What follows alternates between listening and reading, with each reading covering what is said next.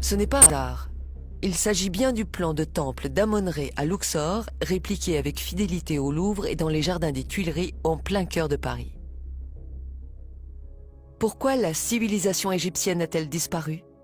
Ils n'ont pas disparu, mais une partie migrera en Inde dans un climat plus doux.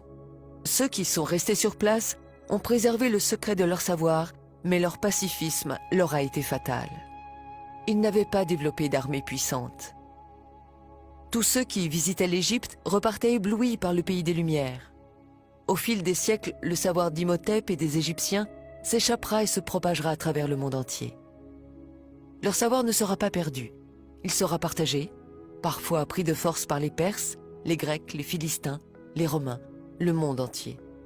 Il sera transmis de génération en génération. Pendant presque 3000 ans, Imhotep a été vénéré comme un dieu. Des pèlerins venaient chaque année de tous les coins du monde jusqu'en l'an 350, date à laquelle Constantin décida de convertir tout l'Empire au christianisme. À partir de cette époque, les temples dédiés à Imhotep le prophète seront détruits et les prêtres massacrés. Les croyances païennes et égyptiennes ancestrales seront toutes effacées. Imhotep sera remplacé par Jésus-Christ et il tombera dans l'oubli. Le traité d'Imhotep sera remplacé par le serment d'Hippocrate. Les Afro-Égyptiens étaient vus comme des dieux pour les peuples qu'ils rencontraient. Nous réalisons maintenant qui sont ces extraterrestres et ces dieux. C'étaient les premiers scientifiques de l'humanité, les pères de la chimie, de la physique, des mathématiques et de la géométrie. Les Égyptiens ont fondé la civilisation moderne. Le Nil était doublement sacré. Il offrait de la nourriture, mais pas seulement. Le Nil leur a donné ce qu'il y a de plus précieux au monde, le temps. Du temps, 4 mois par an pour réfléchir et observer. Du temps pour faire de la science. Qu'est-ce que la science? Quelle est la définition de la science même? La science est expérimentale, vérifiable et visible. Des milliers de livres écrits, proposant chacun une hypothèse pour écarter les Égyptiens et mettre à la place une civilisation extraterrestre, Atlante, astronautes disparus ou des esclaves, c'est de la fiction, de la fantaisie et non pas de la science. Il n'y a aucune preuve pour affirmer l'existence des extraterrestres. Sans jouer avec les mots et avec la sémantique, sans faire de philosophie, le fait de ne pas avoir de preuves scientifiques est déjà une preuve. Depuis des milliers d'années, nous sommes seuls sur la Terre et nous le resterons pour longtemps encore, seuls, face à nous-mêmes. Ces théoriciens de l'ignorance et de l'obscurantisme appartiennent désormais aux poubelles de l'histoire. Les poubelles de l'histoire sont là, pour entreposer ces livres et ces théories. Il ne faut surtout pas les faire disparaître, afin que l'humanité puisse se faire sa propre opinion. Croire que le développement et l'intelligence humaine soient venus d'ailleurs, c'est beau, c'est romantique. Nous n'avons pas envie d'être seuls dans l'univers, mais ce n'est pas la vérité. Un mythe disparaît, et plus précisément celui d'une civilisation inconnue.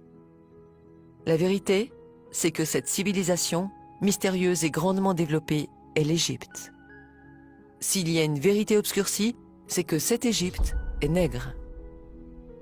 Ils découvriront l'énergie solaire. Sans l'énergie solaire, il n'y aurait pas eu de pyramide.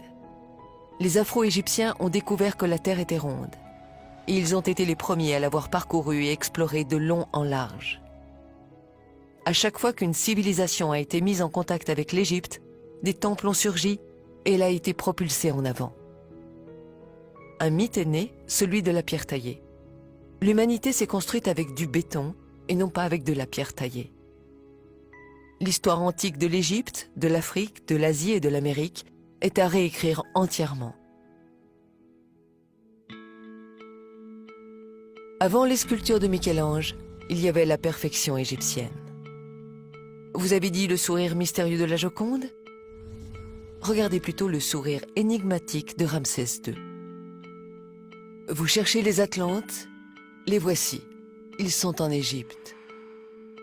Avec les tandems chimie et physique, maths et géométrie, l'Égypte nègre a permis de bâtir des temples, des rues, des maisons, des stades, bref, de quoi construire l'humanité.